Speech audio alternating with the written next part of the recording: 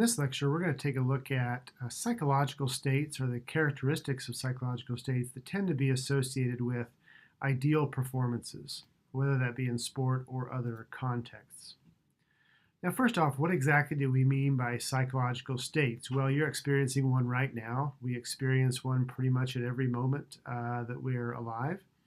And they're really those moment-to-moment differences in things like awareness, thought processes. What are you thinking about and how much do you think about it? Emotions. Are you feeling strong emotions, no emotions? Are you feeling numb?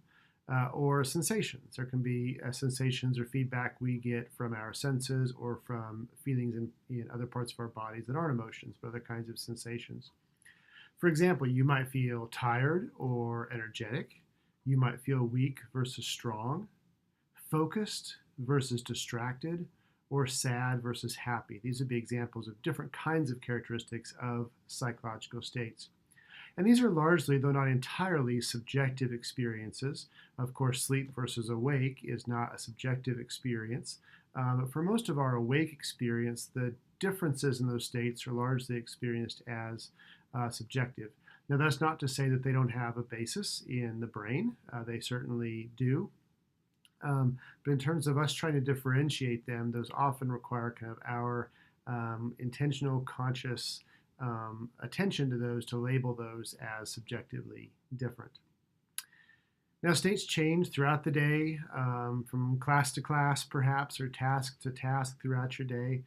They change all the time. And most often we think of them as changing based on environmental and contextual factors. So you're in a boring lecture versus you are at lunch with a romantic partner. You're probably going to be a different emotional state in those places. Binging on Netflix versus studying. Those are environmental and contextual factors that might put you in a different psychological state. But they can also be intentionally created. So if you have ever, for example, used music to change your mood, maybe you found yourself kind of down and you wanted to get in a happier mood, and so you put on your favorite music.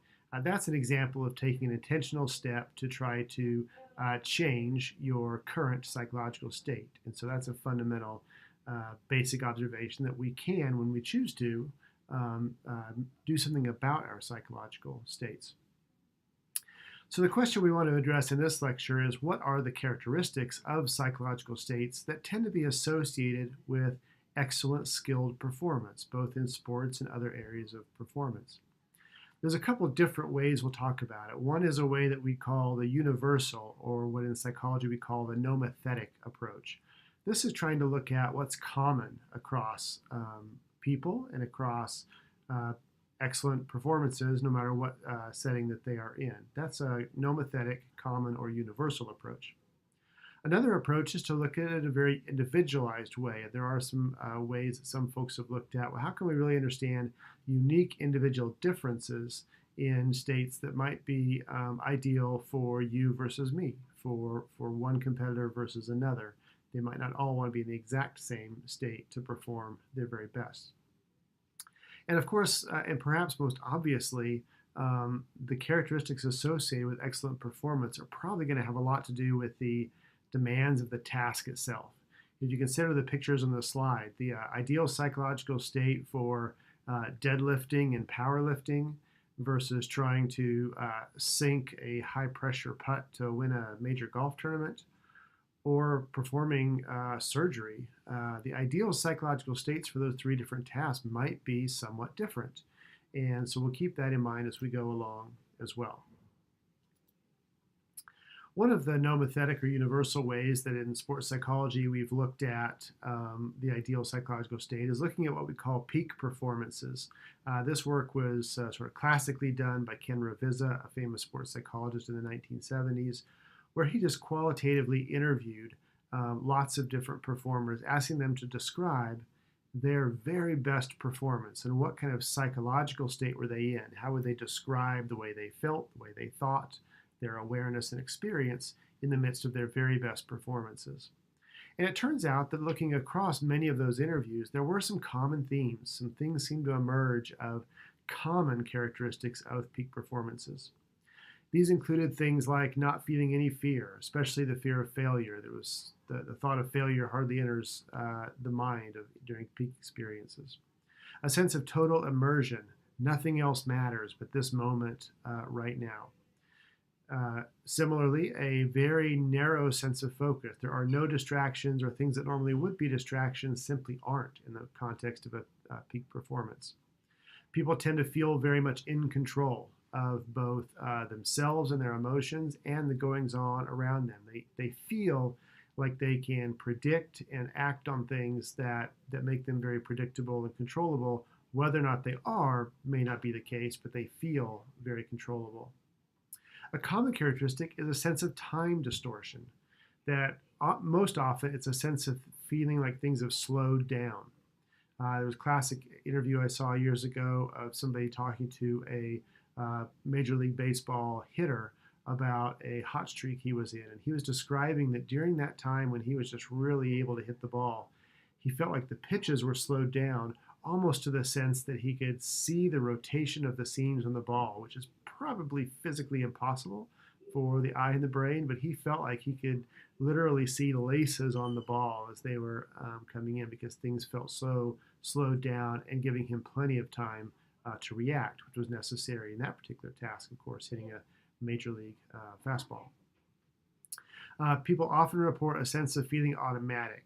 There's no attempt to kind of control one's behavior or coach one's behavior. Things are just happening automatically, reflexively. People report it feels like autopilot, like I'm just doing. I'm not trying to make myself do. I'm not telling myself what to do. I'm just reacting and doing. They also report typically a sense of really high self-confidence that kind of goes along with that loss of fear of failure. There's like no doubt that they have the ability and that they will succeed in this particular task. They tend to be both physically and mentally relaxed in the sense that there's not any cognitive anxiety or worry, but they do often have a sense of arousal. We'll talk about that probably in another lecture. And lastly, they often report a sense of boundless energy. There's just no fatiguing. They don't feel tired perhaps until the performance is completely over. They just don't have any sense of feeling tired. So these are some common characteristics that athletic performers often report about some of their best experiences. And this relates to another concept put forward by Chikszentmihalyi, is how I've seen this pronounced, who put forth an idea of this idea what's called flow. Flow is an experience that is a very pleasurable experience in which people often perform ideally in different tasks. Been defined as a state at which people are so involved in what they're doing that nothing else seems to matter. That sounds a lot like the immersion we heard in some of Ken Ravizza's work. Flow has been said to have 9 key characteristics, and you'll hear some themes that overlap some of the peak performance characteristics as well. One of the main things that's often thought to define the flow experience is that the challenge of the moment matches very well with the skill and abilities of the individual involved in that task. The figure you see on the side of the slide here really points that out, and this is a common concept in people who work in IO psychology and business or industry performance, where they'll talk about how employees work their best when their challenges really meet their abilities or their skills. When they're in there, they're in what's called the flow channel, and they're likely to really enjoy that experience more.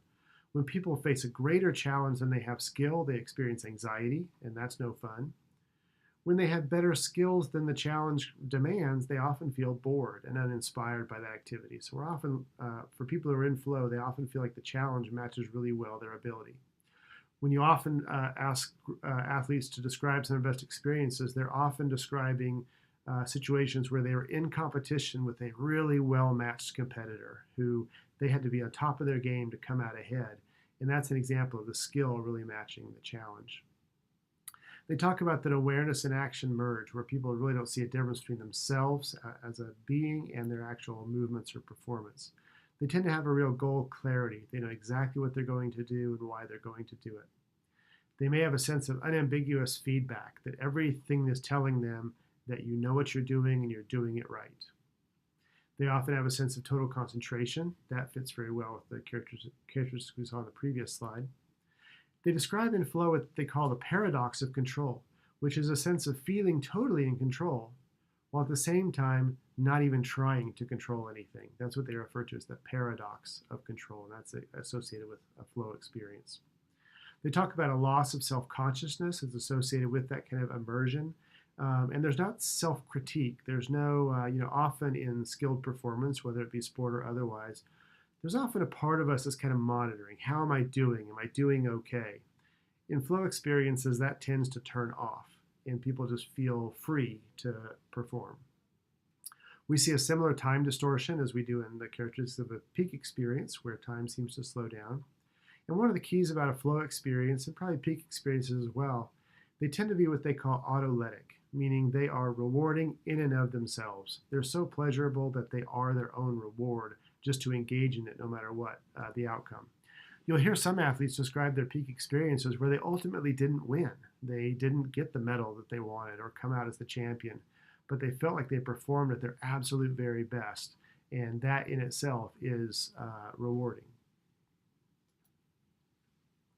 So those are the nomothetic approaches. Now there are also the idiographic approaches, ways that we might take to understanding individual differences in those ideal states, given that there are some commonalities, but individuals might differ one from another. A famous psychologist named Yuri Hannon proposed a model called the Individualized Zone of Optimal Functioning, or IZOF, that was designed to do just that. It's based on the idea that every individual has his or her own ideal, unique emotional state for ideal performance in a given task. One of the keys to this model is that it really focuses on emotions. It doesn't focus on other aspects of awareness or sensation like time distortion or those sorts of things. It really focuses on emotions that an individual may be feeling. In the IZOF model, they point out that there are 4 possible types of emotions based on 2 different dimensions. Emotions can be negative versus positive. Negative emotions might be things like sad or angry.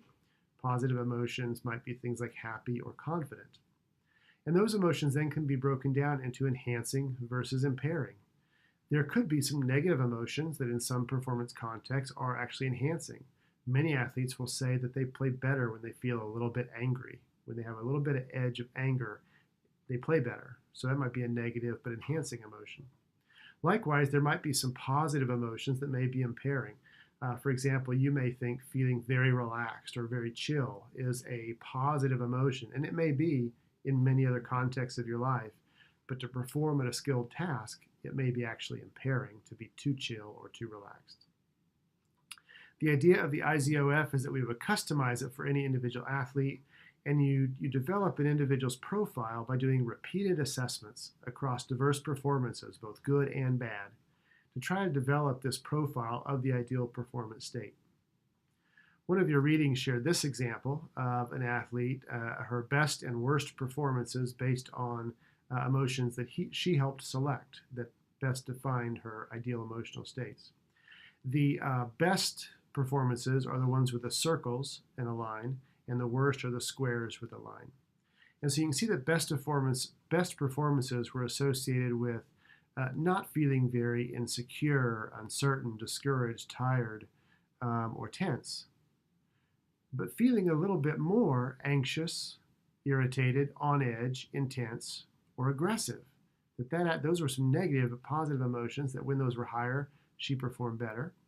On the positive emotion side, she performed better when she felt high levels of feeling quick, energetic, motivated, cheerful, and confident, but lower levels of being excited, sure, overstimulated, quiet, or overjoyed.